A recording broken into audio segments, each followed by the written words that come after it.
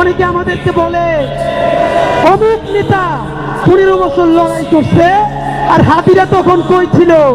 লড়াই যদি করলেন আপনাদের এত ব্যাংকের ব্যবসা টিকে থাকলো কেমনে? যারা লড়াই করছে সাতক্ষীরায় আমার ভাই বোনদের বাড়ি লড়াই করার কারণে বুলডোজার দিয়ে গুড়াই দেওয়া হয়েছে। এই ঢাকায় যারা স্বাধীনতার পক্ষে দাঁড়াইছে, হেফাজতের রাত্রে মানুষের পক্ষে দাঁড়াইছে, তাদের ব্যবসা বাণিজ্য লুট করা হয়েছে। তাহলে এত বড় বিপ্লবী এখন হইলেন, এতগুলো ব্যাংক, এত বীমা, ঢাকায় এত হোটেল, এত ব্যবসা বাণিজ্য কেমনে চালাইলেন ভাইরা? এই সব কথা বলে আমাদের পিছনে লাগে লাভ নাই।